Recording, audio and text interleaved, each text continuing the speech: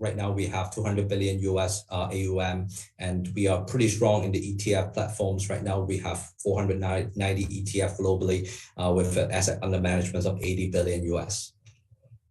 And for our funds and for our firms, we are specialized in and pretty good at some of the thematic research, which we think are some of the structural growth drivers in the next decades. And EV batteries was one of the very critical longer-term structural growth drivers that we identified in the global landscape.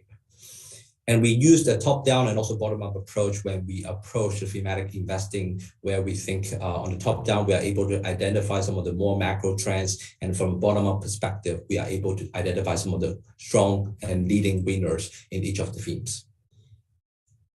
And for these structural themes and structural growth drivers, of course, it would be difficult to have one-way upward direction.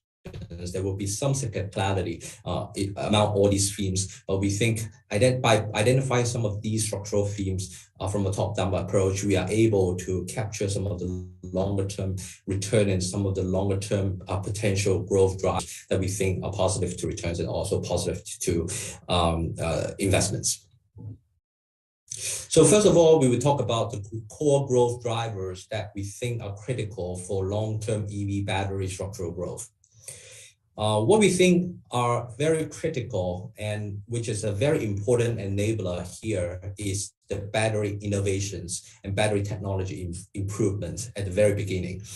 First of all, for battery cost, it becomes 1/10 of the cost versus what we have 10 years ago. And that